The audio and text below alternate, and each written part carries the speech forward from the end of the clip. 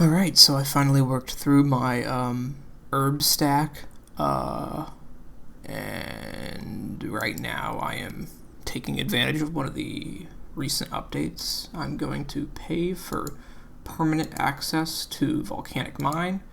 I still have to pay to unlock Inumulite when I want to retrieve my items. So yeah, that's a thing. But what I also want to do is I'm going to spend a little bit of the Abyssal Pearls on some talismans at the Guardians of the Rift shop. That's because recently they finally, the community, the Crack the Clue community finally solved the Crack the Clue that Wooks designed. So that's pretty cool. And there was a bunch of steps to solve it. I can't remember the amount of steps, but it was pretty high. But they did add a shortcut. I don't know if it was a shortcut because of UIMs or what. I don't remember what the official reasoning was. But basically, you can bring a spade and 27 specific items to 2 steps, and then you're done. So you don't have to worry about all the wilderness steps for Crack the Clue 3. So I'm going to go ahead and do that. I personally didn't participate in the event. It went on for quite a while, and I don't really have the time or the brain power to solve some of these clues that were designed. So yeah, I'm just going to go grab the talismans and make the tiaras and then reset, and then yeah, the main thing are the tiaras and the enchanted emerald jewelry that I might go grab. The stuff that's hard to make. Yeah. Okay, and here we are. We are actually inside of Varrock West Bank. This is part of the reward for Wooks' Crack the Clue. And if you search all the chests in here, or at least the chests of particular note, you get the full set of the Robes of Ruin, the reward for Crack the Clue 3. Yeah. Almost forgot to search this one for the cape. Yeah, here's the full set of the Robes of Ruin. Very nice. It also comes with the Infinite Money Bag, which you can take 1 GP from in a single tick. Apparently it's 6k GP an hour. Not very worth it. So the Infinite Money Bag, we can't actually keep at the moment. We can't store in a POH, which is annoying. They might add it in the future, and then I might come back and grab all these items again, which I dropped on the floor. I didn't want to show my inventory. I didn't want to spoil that part of the solution. But yeah, got the full set. Pretty cool. Okay, I'm going to make the executive decision here to get rid of my ARMS top and ARMS bottom, and I'd like to explain why. So recently, an update came out to where they buffed Bloodbark Armor's stats. Now, for comparison, these are Mystic stats: 45 magic attack and 45 magic defense. No other defenses to speak of. It is a tier 40 armor. Okay, so tier 40. And Bloodbark is 60, and Infinity is 50. Funnily enough, Infinity has a defense requirement, and it has no physical defenses to speak of, just magical defense. And this is Bloodbark as it stands. So we have 50 and 57, and we have pretty good melee defenses. Of course, there's no range defenses to speak of, where ARMS does have range defense, and that's fine. So basically, yeah, the top and bottom were buffed so that they are now +1 over Mystic Robe top and +1 over Mystic Robe bottom. The other pieces of Blood Bark were already better magic attack than their Mystic counterparts. So, yeah, and the Blood Bark body and legs, they are -1 worse than Infinity top and bottom. And a lot of UIMs already rock Infinity over Arms, simply because Arms takes up space in the looting bag. So, yeah, I'm going to ditch Arms top and bottom and drop them over to my main account. And right now, by the looks of my inventory, I kind of want to do some Sarachnis and stuff, knock out some combat achievements. So I'm going to toss my stuff in my inventory, ditch my arms, and see what I can do at Sarachnis. I'm probably going to go with a setup of, Black D'hide top, Varix skirt, other such things. Sarachnis Cudgel, 6 kill count. Let's get the fuck out of here. Okay, now that we're back at safety, let's compare stats. I'm still going to use the D-Mace at Sarachnis for special attacks, but it's a 15 melee strength improvement. The stab, which doesn't matter, -10, +2 slash, and +10 crush over the Dragon Mace, along with the same attack speed and the same... Oh, I guess, yeah, you lose out on the prayer bonus, because it's not a mace. Oh well. I guess I should add that if and when I do get a Osmoten's Fang for like stab, then that'll definitely the Fang will definitely be a replacement for the Dragon's Sword. But even discounting that, I think the Cudgel is pretty much our best DPS in most places, minus like Metal Dragons, anything drastically weak to stab. So, there's that. I hope I don't have to keep making these clips. I'd love to keep this as like, what do you call it? Like a duplicate that I can just bring to the single way Vedian, but I'm still doing the In Search of Knowledge mini quest, and my inventory is kind of full at the moment because of that. So I'm just gonna high alch it, to be honest. That's all Sarachnis combat achievements. Whoopee. And I collected all the pages to complete In Search of Knowledge, and I'm going to toggle off receiving pages. Pretty cool.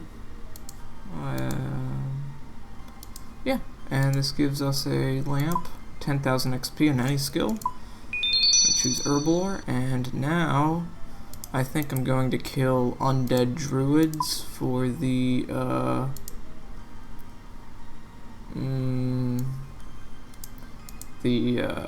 mask. I think it shows up in the collection log. Yeah, the Mask of Renewal. It's just a cosmetic mask, kind of like the Shaman mask. It's 1 in 1,000. Thankfully, there is a place to kill them next to a prayer altar, so I guess it's kind of like armored zombies in a way in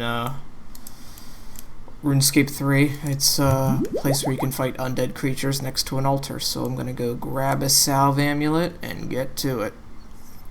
Okay, so after having a very embarrassing death at the undead druids in an attempt to get the collection log knocked out for the Mask of Renewal, that's a 1 in 1,000 drop rate, which I still haven't gotten. I've just decided to go back to stone chests. Basically, I want to focus on clearing out some inventory spaces with kind of long grinds. So I would need 5,000 fangs for the mounted talisman. I would need a squirrel pet so I can dye it with the dark dye with the tokens I have. I would do Sepulcher for that and not the Penguin Agility course because I want XP and GP. And the other thing would take a little bit less time than the squirrel pet would be probably getting a bow of Fahrenheim and crystal armor for like PVM and stuff. I could get the lizardman fangs from like these shamans, like go for a D Warhammer grind, but I don't have a bofa. The best thing for that, other than a bofa, would be like a magic short bow imbued, but I don't have the level for amethyst arrows, so yeah. And then the other thing, probably a lot shorter amount of time, would be like grabbing enough pearls for a robe piece and then dyeing it with the red dye, so that would clear up 2 inventory spaces. And if I do Beneath Cursed Sands and go for a D pick, I can like do a 99 mining grind and probably drop the Celestial Ring. And I could also do a grind for Erebor and drop the Ring of Endurance. So, yeah, those are all the options I have available to me. I'll try to do them. And if I ever go back for Mask of Renewal, it'll probably be with Bofa or Twisted Bow or something like that. I don't know. Okay, so I've decided to train cooking a little bit.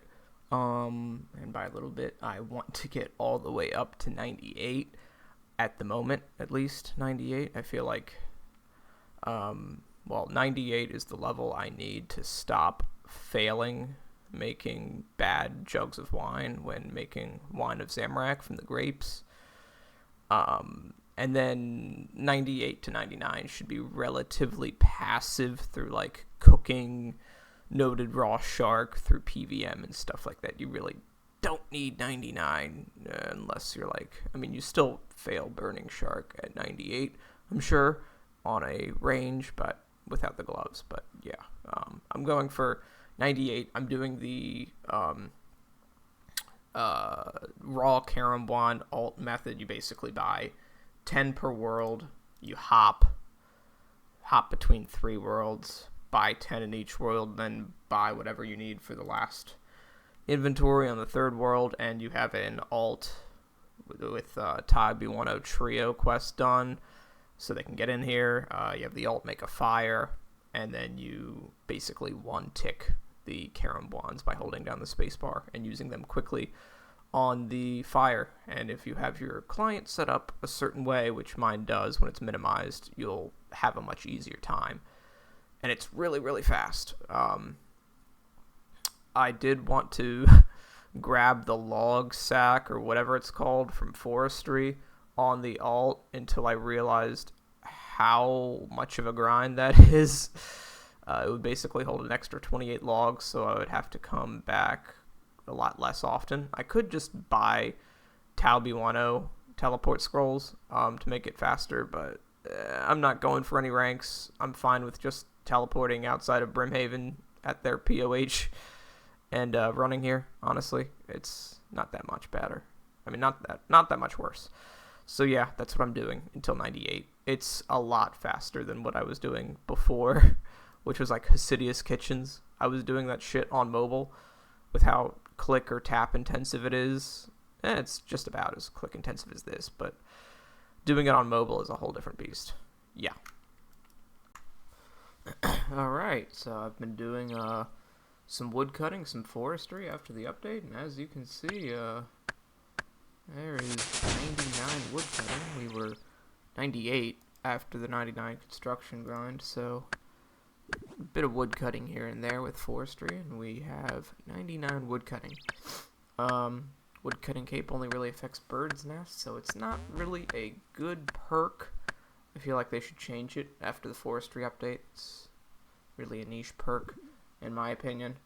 And I will probably look to buy the rest of the forestry rewards for collection log and then drop them. I actually I bought the forestry recolored lumberjack outfit, and I bought a second set of lumberjack because you can store both the cosmetic lumberjack outfit and the base lumberjack outfit in the armor case. So now that's in the house, and I can go get the useless forestry rewards for Ultimate Iron Man, at least. At least I'm gonna go for the basket, the brace, and the clothes pouch blueprint. The funky shaped log. It's probably best to save that until I actually land a beaver pet, or just Okay, so I've been, I don't know, I guess I worked through all of my herb seeds from forestry. I think that's the last clip I mentioned. And I've been doing some stone chests, trying to get 5,000 for the mounted talisman. And as you can see, I have 7 steps done on this master, and I am on the final step. This is the last step of the clue scroll. They can max out at 8. So, boom. Got our first completed master clue scroll of the account.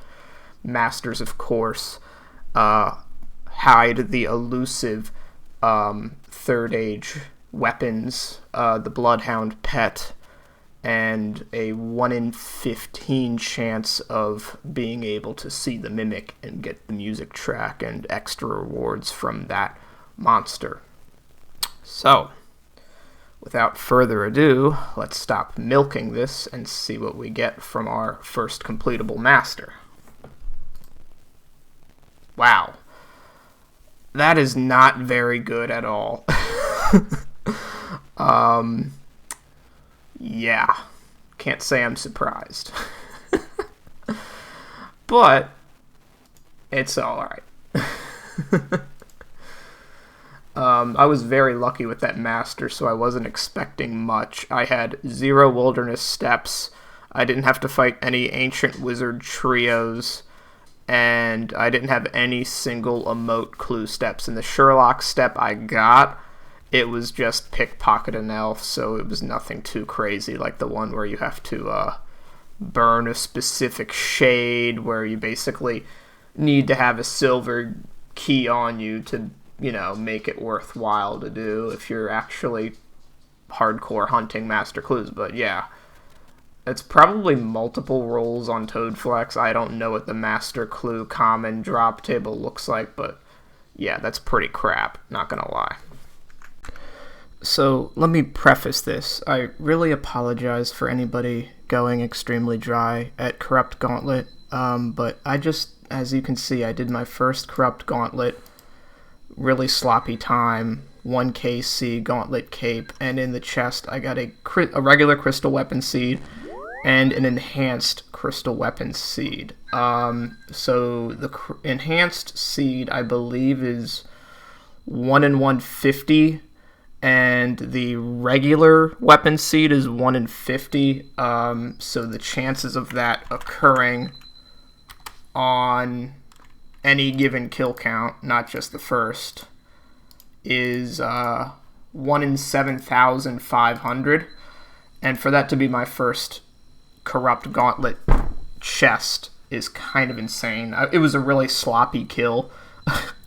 But I got tier 2 armor, and I got both perfected weapons, and I just knocked it out.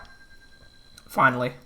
So I am a long ways away for the crystal shards required to corrupt a Bofa. But I can make a Bofa and store it in the camp, the elf camp stash. You can store either the corrupt or the regular Bofa, and you need the regular Bofa. You at least need the regular Bofa to make the corrupt one. So I guess my goal is to get armor seeds now. Those are more common than enhanced crystal weapon seeds, but yeah, my friends are gonna be pissed.